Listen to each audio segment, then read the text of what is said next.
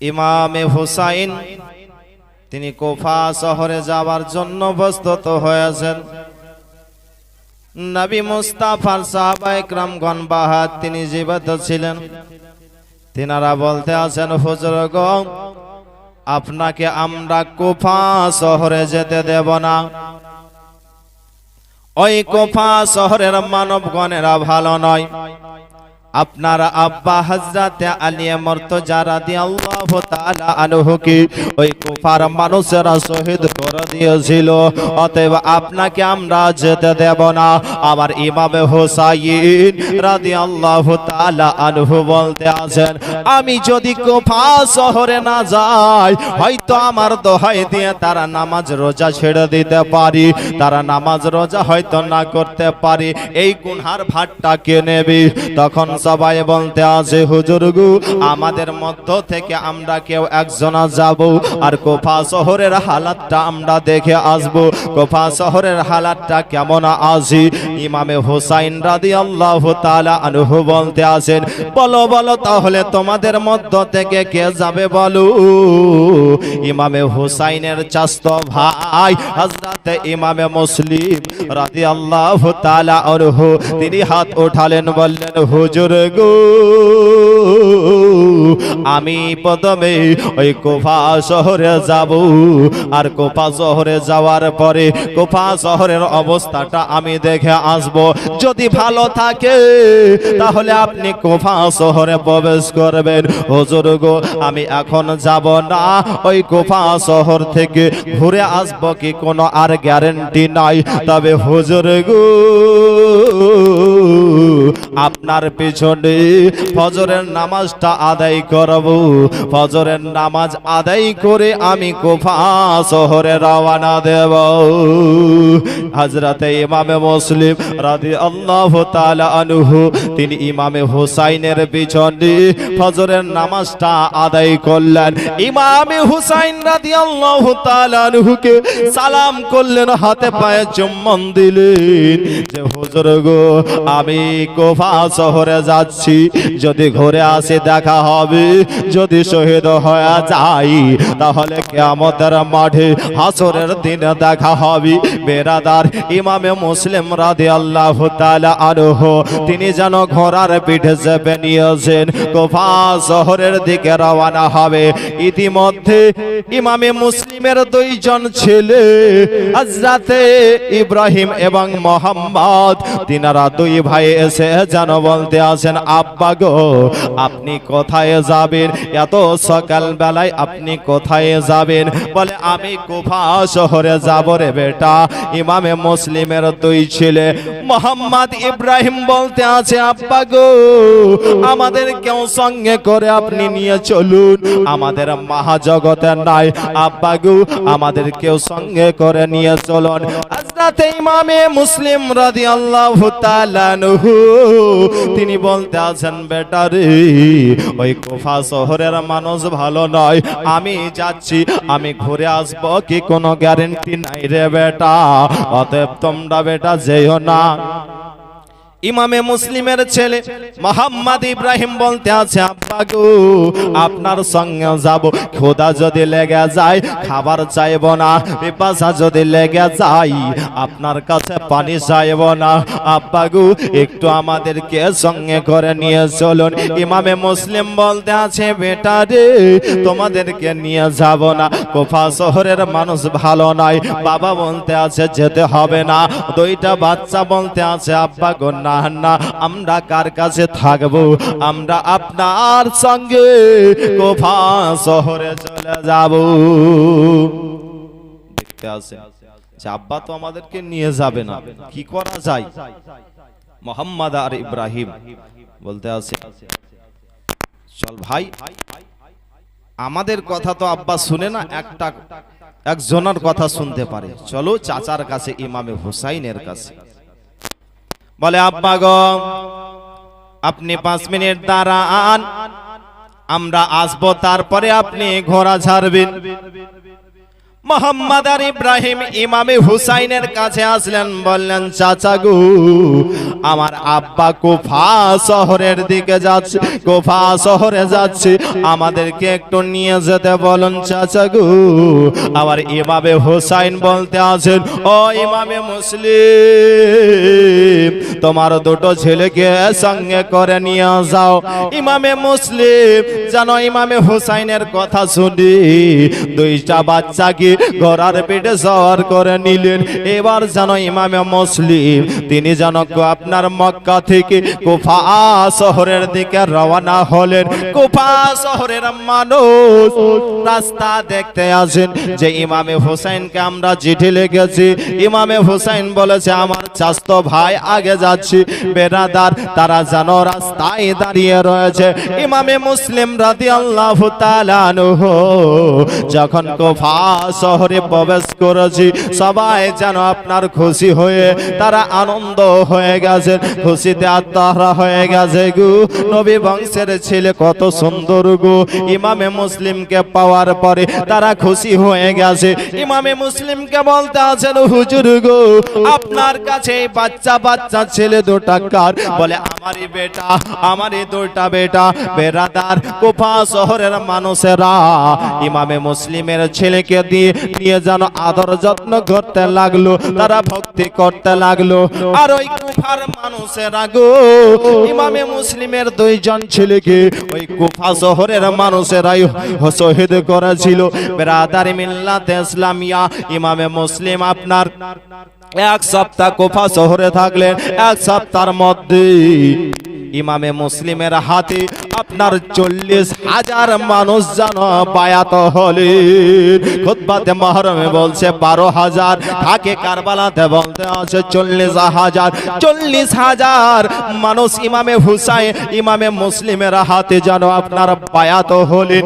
ইমামে মুসলিম চিন্তা করতে আছেন এই কুফা শহরের মানুষ তো এখন ভালো হয়ে গেছে, একটা চিঠি লেখা যাক, ইমামে হুসাইনকে চিঠি লেখা যাক। ইমামে হুসাইন আপনি কুফা শহরে চলে আসুন। কুফা শহরের মানুষ এখন পরিবর্তন হয়ে গেছে, তারা যেন ভালো হয়ে গেছে। ব্রাদারি মিল্লাতে ইসলামিয়া চিঠিটা যেন আপনার মদিনা মক্কা শরীফের দিকে পাঠিয়ে দেওয়া হলো। ওই দিকে এজিদের কানে খবর পৌঁছে গেল যে ইমামে হুসাইনের চাচতো ভাই ইমামে মুসলিম কুফা শহরে এসে সবাইকে যেন বায়াত করতে আরম্ভ করে দিয়েছে। তারা যেন ইমামে হুসাইনকে ভালোবাসতে শুরু করে দিয়েছে। এজিদের কানে খবর পাওয়ার পরে বলতে আছে ওই কুফা শহরের গভর্নর তো রয়েছে নোমান বিন বাসির থাকা সত্ত্বেও কেন ইমামে মুসলিমের হাতে বায়াত হলো? বলতে আছে ওই নোমান বিন বাসির নবীকে ভালোবাসি, ইমামে হুসাইনকে ভালোবাসি, ফাতেমাকে ভালোবাসি, সে কেন মানা করবে? এজেদ যেন বলতে আছে ওই জায়গাতে তাহলে কাকে গভর্নর করা যায়? তার একটা মাথায় খেলে গেল। ইবনে জিয়াদকে খবর পাঠিয়ে দেওয়া হলো, ও ইবনে জিয়াদ তুমি তাড়াতাড়ি কুফা শহরে চলে যাও। কুফা শহরে যাওয়ার পরে তুমি কুফা শহরের গভর্নর হয়ে যাও আর ইমামে মুসলিমকে পাকড়াও করে নাও। ইবনে জিয়াদকে যখন খবর দেওয়া হয়েছে বুসরা শহরকে ত্যাগ করে দিয়ে ওই জায়গাতে তিনারে ভাইকে যেন গভর্নর বানিয়ে দিয়ে ইবনে জিয়াদ যেন কুফা শহরে চলে আসলো। কুফা শহরে আসার পরে নোমান বিন বাসিরকে বলতে আছে তোমার চাকরি শেষ। বলে কেন? বলে তুমি থাকা সত্ত্বেও ইমামে মুসলিমের হাতে 40,000 মানুষ বায়াত হলো, তোমাকে আর এই গদিতে বসতে দেব না, তোমার চাকরি খতম। বলে ঠিক আছে আমি চাকরি ছেড়ে দিতে পারি, কিন্তু ইমামে হুসাইনকে আমি ইমামে মুসলিমকে ছেড়ে দিতে পারবো না। চাকরি আমার যাক, চলে যাক, কোনো অসুবিধা নাই, কিন্তু ইমামে হুসাইনকে আমি ছাড়তে পারবো না। ওই জায়গাতে ইবনে জিয়াদ গভর্নর হয়ে গেল। বেরাদারি মিল্লাতে ইসলামিয়া ইবনে জিয়াদ এলান করে দিল যে ইমামে মুসলিমকে যে ধরে দিতে পারবে তাকে উপহার দেওয়া হবে, টাকা পয়সা দেওয়া হবে, এনাম দেওয়া হবে। ইবনে জিয়াদ এলান করে দিয়েছে, একজন জাসুসিকে ছেড়ে দেওয়া হলো, মুআক্কেলকে ছেড়ে দেওয়া হলো, তার হাতে 3000 টাকা দেওয়া হলো যে তুমি যদি ইমামে মুসলিমকে ধরে দিতে পারো তাহলে তোমাকে আরো এনাম দেওয়া হবে। বলে হুজুর ঠিক আছে, আমি ইমামে মুসলিমকে পাকড়াও করে দেব। ওই জাসুসি বেরাদার আপনার ইমামে মুসলিমকে খোঁজ করতে আরম্ভ করলো। সমস্ত জায়গায় খোঁজে, মসজিদ মাদ্রাসা খোঁজে, কোন জায়গাতে ইমামে মুসলিমকে খোঁজে পাওয়া যায় না। কুফা শহরে জুম্মা মসজিদে চলে গেল। যাওয়ার পরে দেখতে আছে একটা মানুষ যেন বসে আছে, তাকে জিজ্ঞাসা করতে আছে, ওগো ইমামে মুসলিম কোথায় আছে জানো গো? বলে কেন? বলো বলো। বলে আমার পাপ অনেক হয়ে গেছে, ইমামে মুসলিমের হাতে আমি বায়াত হব আর গুনাহ একটু হালকা করব। মানুষটা কিন্তু ইমামে মুসলিমের হাতে বায়াত হবে না গো, ইমামে মুসলিমকে ধরার জন্য এই কথা বলছে। বলে আমার পাপ অনেক হয়ে গেছে, এই 3000 টাকা নিয়ে আমি ঘুরছি, ইমামে মুসলিমের হাতে আমি বায়াত হব। ওই মানুষটা বলতে আছে, হ্যাঁ আমি জানি ইমামে মুসলিম ওই জায়গাতে আছে। বলে কোন জায়গাতে আছে? বলে হানির ঘরে রয়েছে, হানির ঘরে আরাম করছে। ইমামে মুসলিম হানির ঘরে আরাম করছে, হয়তো তুমি চিনতে পারবে না, চলো চলো আমার সঙ্গে। বাড়ির দরজায় যেন পৌঁছে দেওয়া হলো, বাড়ির দরজা খুলে দেওয়া হলো। হযরতে হানি যেন বের হলেন। বলে কি খবর বলো বলো। ওই মুআক্কেল বলতে আছে, আপনার বাড়িতে কি ইমামে মুসলিম আছে? বলে হ্যাঁ হ্যাঁ আমার বাড়িতে ইমামে মুসলিম আছে। বলে কেন বলো? বলে আমার পাপ অনেক হয়ে গেছে, আমি ইমামে মুসলিমের হাতে আমি বায়াত হব, 3000 টাকা নিয়ে আমি ঘুরছি। বেরাদার ওই মুআক্কেল জানো হযরতে হানির ঘরে প্রবেশ করলেন। ঘরে প্রবেশ করার পরে ইমামে মুসলিমের কাছে গিয়ে যেন বসে ঝরঝর করে কান্না করে আর বলে, হুজুর গো আমার পাপ অনেক হয়ে গেছে, আপনার হাতে আমি বায়াত হব হুজুর গো, এই 3000 টাকা নেন, আপনি আমাকে বায়াত করে নেন। ইমামে মুসলিম তাকে বায়াত করে নিলেন। বায়াত করে নেওয়ার পরে ওই মুআক্কেল ওই জাসুসি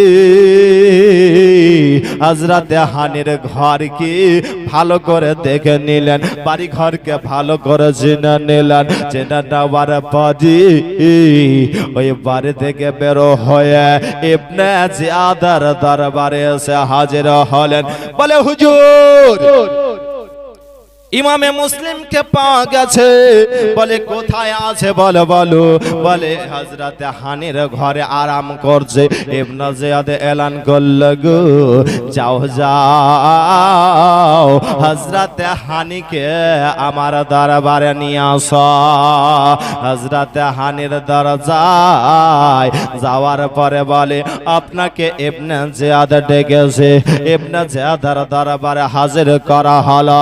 ইবনে জিয়াদ বলে, ও হানি তুমি কি এলান শোনোনি যে এলান হয়েছে যে ইমামে মুসলিমকে যার বাড়িতে আশ্রয় দেবে তাকে কতল করে দেওয়া হবে, তাকে সাজা দেওয়া হবে। বলে খবর আপনাকে কে বললে? আমি সহজে শিকার হব না। আমি যদি শিকার হয়ে যাই, আমি যদি ধরা দিয়ে দেয়, তাহলে আমাকে হিসাবে দিতে হবে যে ইমামে মুসলিমকে ধরিয়ে দিয়েছে। বেরাদার বলতে আছেন না আমার বাড়িতে তো নাই। বেরাদার ইবনে জিয়াদ ওই মুআক্কেলকে সামনে হাজির করলো, নেকাবটা উঠালো গো, পর্দা উঠিয়ে দেওয়া হয়েছে। বলে এই মানুষটাকে তুমি চিনতে পারছো? বলো বলো। বলে হ্যাঁ। বলে তোমার বাড়ি গিয়ে গিয়েছিল? বলে হ্যাঁ। ব্রাদার মিল্লাতে ইসলামিয়া হযরতে হানি বলতে আছে আমাকে একটু টাইম দেওয়া হোক। হযরতে ইমামে মুসলিম কি আমি আর বাড়িতে রাখবো না? বলে না না না, তোমাকে আর যেতে হবে না।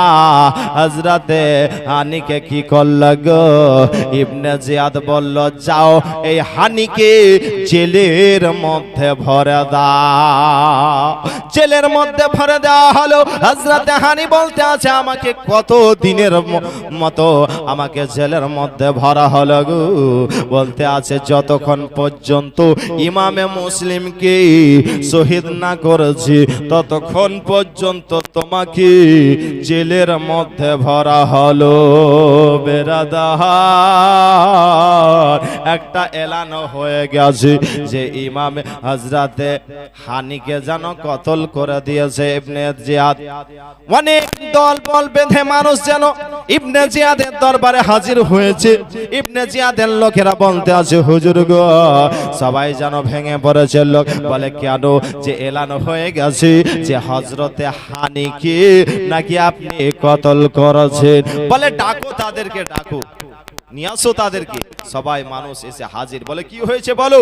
বলে আপনি হযরতে হানিকে কতল করেছেন। বলে কে বলছে কতল করেছে? হ্যাঁ, কে বলছে কতল করেছে?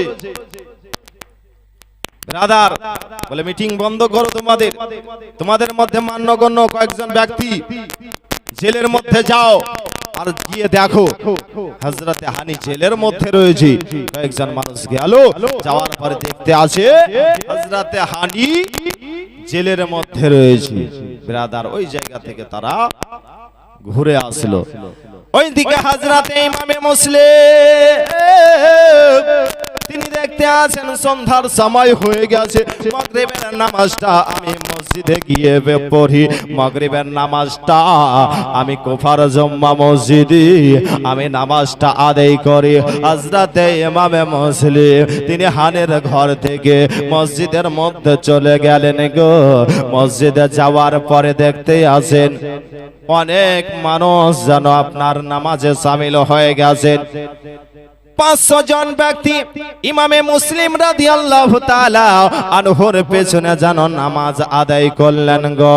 যেই জায়গাতে নবীর ঘরের সন্তান থাকে গো, নবীর ঘরের ছেলে থাকে, ওই জায়গাতে কারো ইমামতে চলে না। আমার ইমামে মুসলিম ওই জায়গাতে ইমাম হলেন, নামাজ পড়ালেন গো। সালাম ফেরার পরে দেখতে আছেন একটাও মানুষ নাই, সবাই কোন দিকে পালিয়ে গেছে। শুধু একটা মানুষ গো নামাজ আদায় করছে।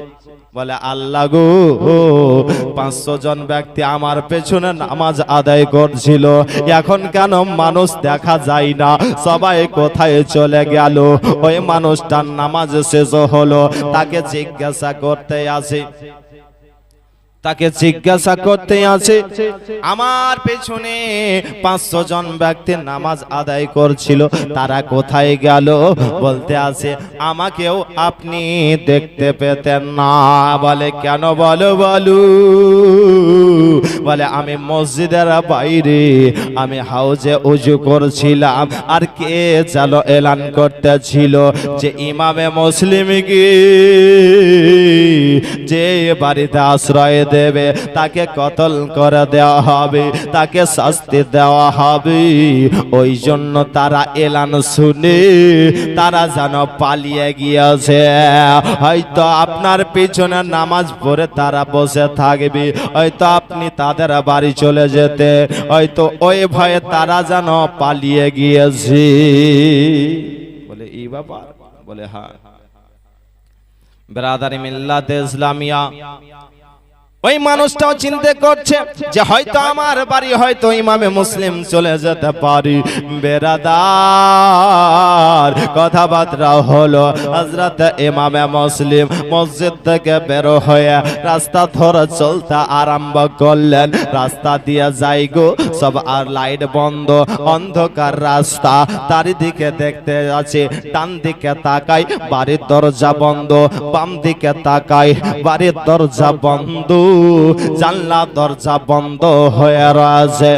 ইমামে মুসলিম রাদিয়াল্লাহু তাআলা আনহু পা পা করে একটু এগিয়ে গেলেন। যাওয়ার পরে দেখতে আসেন একজন মহাজননী বাড়ির দরজাতে বসে যেন হারকেল নিয়ে দাঁড়িয়ে রয়েছে। আলোটাকে ছোট করি, একবার বড় করি। ইমামে মুসলিম যেন ওই মেয়েটার কাছে যাওয়ার পরে বলে, মাগো, আপনাদের এই এলাকায় বাড়ির দরজা কেন বন্ধ, জানলা দরজা কেন সবাই বন্ধ করে দিয়েছে?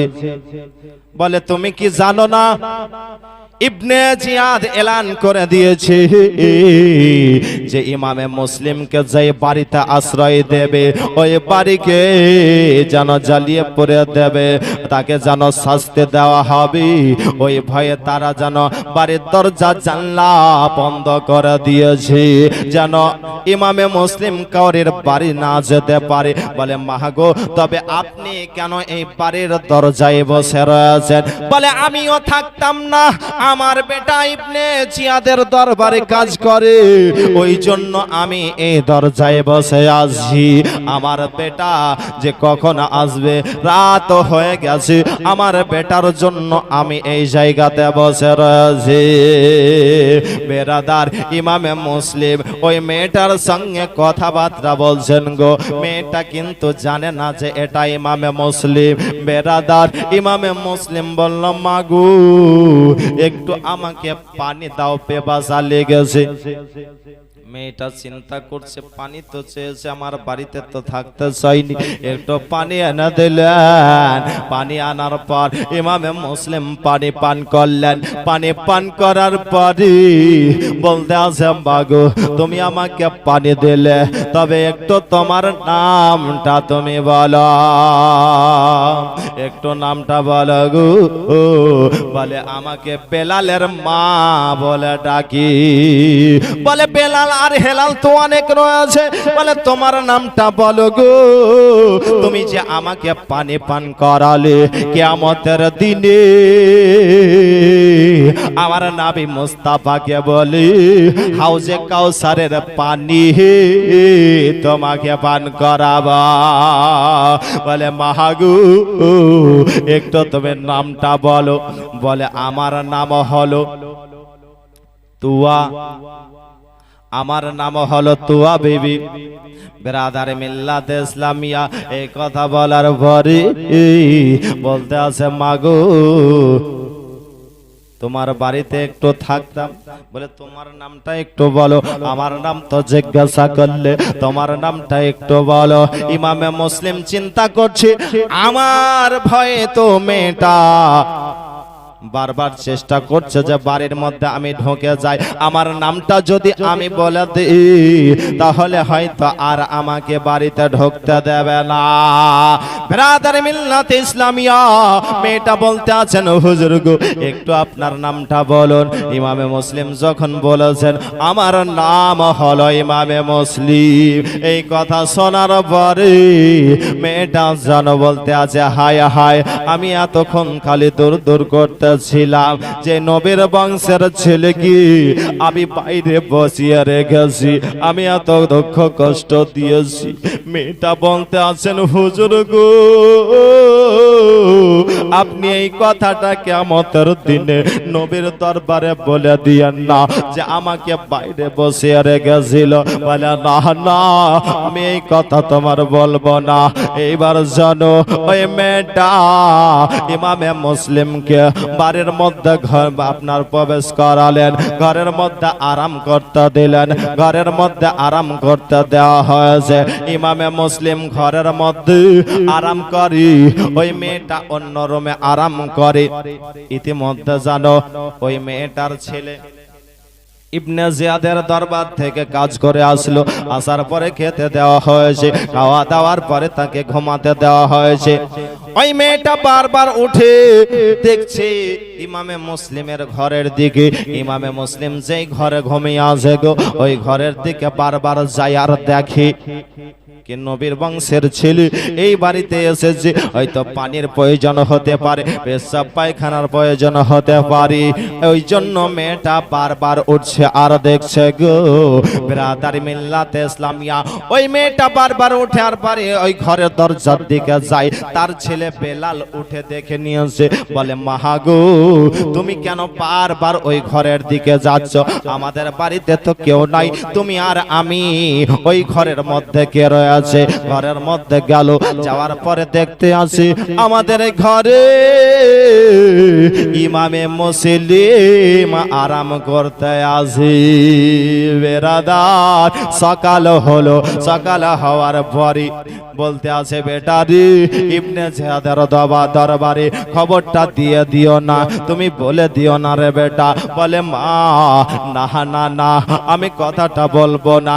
বেরাদার ওই ইবনে জিয়াদের দরবারে কাজে যেত 9টা 10টায়, সেই দিন কিন্তু সকাল সকাল কাজে বের হয়ে গিয়েছে।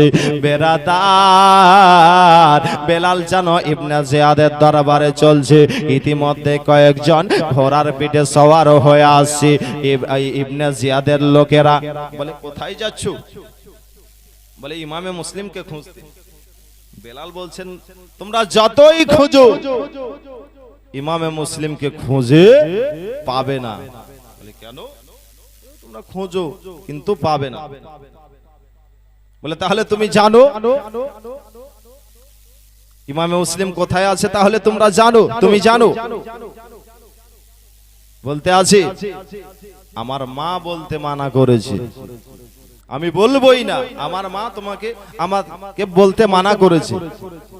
বলে তারা বুঝে নিল যে তাহলে তার মায়ের বাড়িতেই আরাম করছে। বেরাদার ইবনে জিয়াদের লোকেরা ওই তুয়া বিবির বাড়ির দরজায় এসে হাজির। তুয়া বিবির বাড়ির দরজায় এসে তাকে কি করলো? বলতে আছে যে তোমার বাড়িতে ইমামে মুসলিম আরাম করছে। বেরাদার বলে এটা তো আমার বেটার খবর, আমার বেটা হয়তো বলে দিয়েছে ব্রাদারি মিল্লাতে ইসলামিয়া ইমামে মুসলিম ঘরের মধ্যে আরাম করতেছিলেন, ঘোড়ার পায়ের আওয়াজ শুনে নিয়েছে।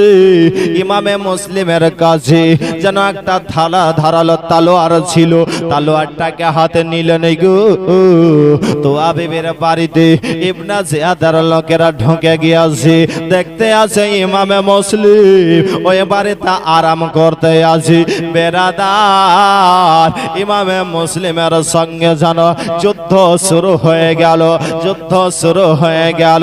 ইবনে জিয়াদের লোকেরা ইমামে মুসলিমের উপরে যেন তলোয়ার চালিয়েছে, ইমামে মুসলিম তিনিও যেন তলোয়ার চালিয়ে যায়।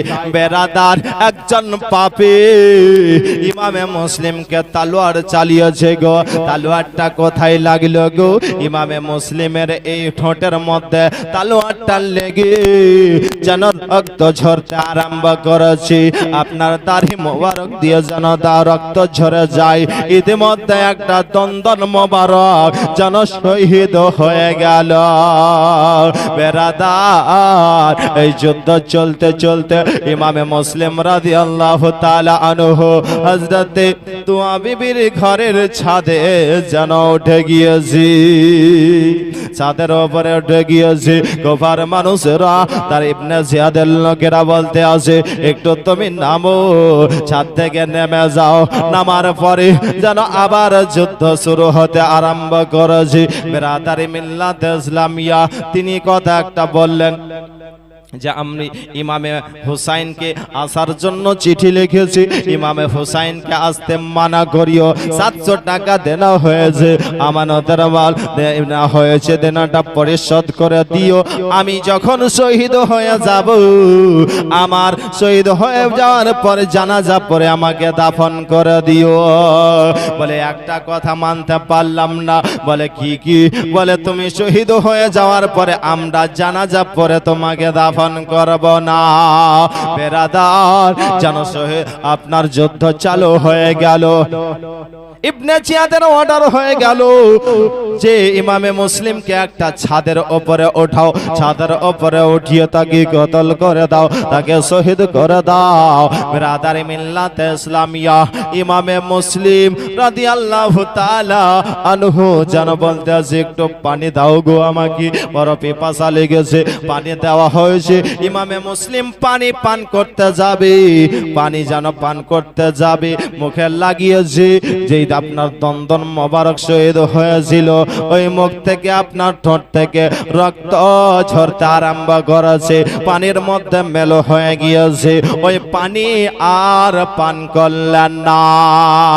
বেরাদার এবার জানো ইবনে জিয়াদের লগেরা একটা তালোয়ার মারল, ইমামে মুসলিমের এই গর্দনের মধ্যে তালোয়ার মেরেছে গো, দুই ভাগে বিভক্ত হয়ে গেছে, ধর আলাদা হয়ে গেছে, মাথা আলাদা হয়ে গিয়েছে। ইমামে মুসলিম জানো ওই ছাদের উপরে লাফাতে আরম্ভ করে দিয়েছে, ইমামে মুসলিমের পাটা ধরে ওই ছাদ থেকে জানো নিচে জানো ফেলে দিল। পরন ইন্না লিল্লাহি ওয়া ইন্না ইলাইহি রাজিউন। আল্লাহ